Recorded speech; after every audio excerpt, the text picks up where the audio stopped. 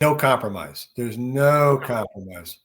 So, and I'm sure, Andy, I'm sure you see it in your transactions. I mean, there is, people are just, everything's a conspiracy. And there's a great book. They're entitled.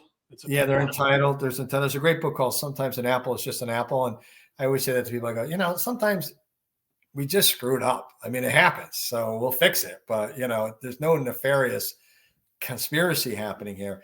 And you're absolutely right. I think people see that and they're like, I don't need to be labeled. I don't need to be yelled and screamed at. And if I compromise people, in my case, people would need, anytime I compromise on anything, I immediately be labeled a rhino and you're not really a Republican.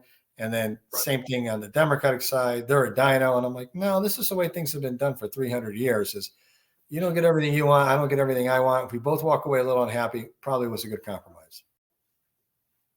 I'm convinced I don't think it's an unpopular view that term limits, I think, would solve a lot of issues. Do you think we ever see that at a federal level? Probably not, but they might. I mean, it is astounding to me the way people can go to Congress and be basically very modest people of means, right? Maybe they got $500,000 in the bank, which is a lot, but I'm just saying they're not millionaires. And after 20 years, they walk out of there and they're worth like 40 or 50 million.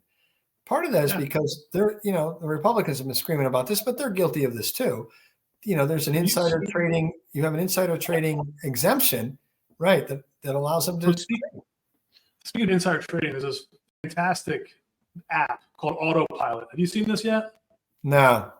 So look this up later. So basically, Autopilot will link into, like, if you have a like a Robinhood account or other trading platforms. Yeah. And it will mimic, you can select. Right now they've got Pelosi.